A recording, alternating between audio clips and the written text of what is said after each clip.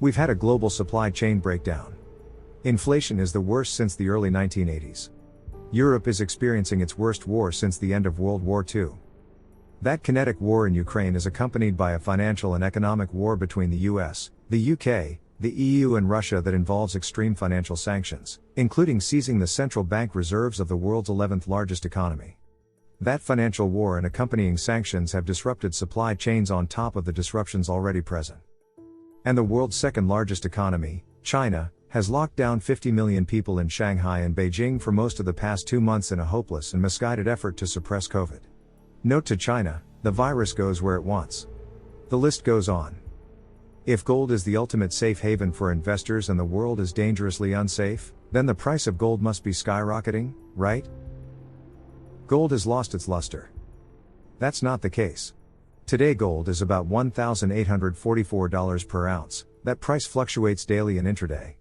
That's more than 10% lower than the $2,069 all-time high of August 6, 2020, and 10% below the interim high of $2,043 of this March 8. The bottom line is, gold is lower today than it was 2 years ago. It was $1,870 on July 22, 2020 and it's $1,844 today almost 2 years later.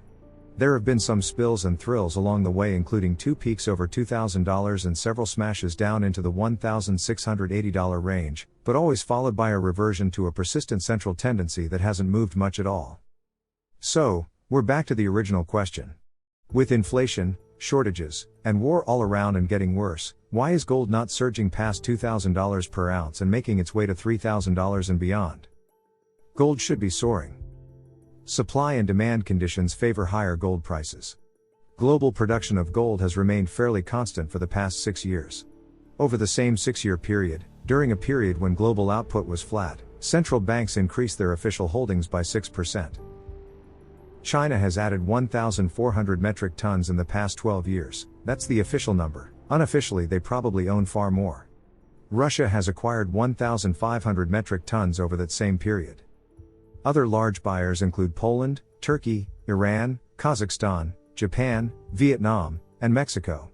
Now, central banks in the Visegrad Group, Czech Republic, Hungary, Poland and Slovakia, are buying gold. What's curious is that individual investors in the US still seem indifferent to gold as a monetary asset. In theory, central banks are the most knowledgeable about the real condition of the global monetary system. If central banks are buying all the gold they can with hard currency, dollars or euros, it's not clear what retail investors are waiting for. Of course, central bank holdings are only about 17.5% of total above-ground gold, and there is far more demand from bullion investors and for jewelry, a form of wearable wealth. Still, central banks are arguably the most knowledgeable market participants, and their steady increases in gold holdings is meaningful. Before we continue, help us clicking that YouTube like button and subscribe now to our channel. This shows the algorithm that you valued this information. And it helps us spread that message. Sharing is caring. And now, let's continue. Gold prices are tied to interest rates. Interest rates are also poised to play a supporting role. Many of the directional moves in gold prices over the past 2 years have been tied to interest rate moves. The correlation is not perfect, but it is strong. The rally in gold prices in late 2020 was tied to a fall in interest rates, yield to maturity, on the 10-year U.S. Treasury note from 1.930% on December 19, 2019 to 0.508% on July 31, 2020. Similarly, the fall in gold prices after February 2021 was tied to an increase in interest rates on the 10-year Treasury note from 1.039% on January 2, 2021 to 3.130% on May 2, 2022. After dropping to 2.722% in late May, rates have rebounded to 3.031% as of today. But I believe that interest rates on the 10-year Treasury note will fall again and will continue to fall as global growth weakens. That's good news for gold investors. Short-term rates are going up because of Fed policy, but long-term rates will go down because investors see that the Fed will cause a recession. That correlates with higher gold prices. While market supply and demand conditions are favorable for gold, and the overall interest rate environment is also favorable for gold, neither seems to have the power needed to push gold solidly past $2,000 in the short run. What's the problem? Look no further than the dollar. The real headwind for gold and the main reason gold has struggled for the past 2 years is the strong dollar. After all, the dollar price of gold is really just the inverse of the strength of the dollar. A weaker dollar means a higher dollar price for gold. A stronger dollar means a lower dollar price for gold. It may seem paradoxical to imagine a strong dollar in the midst of all the inflation we're seeing. But that's the case. What's extraordinary over the past 2 years isn't that gold hasn't soared, it's that gold has held its own in the face of a persistently strong dollar. So that leads to the next question. What's behind the strong dollar and what could cause the dollar to suddenly weaken and send gold prices into the stratosphere?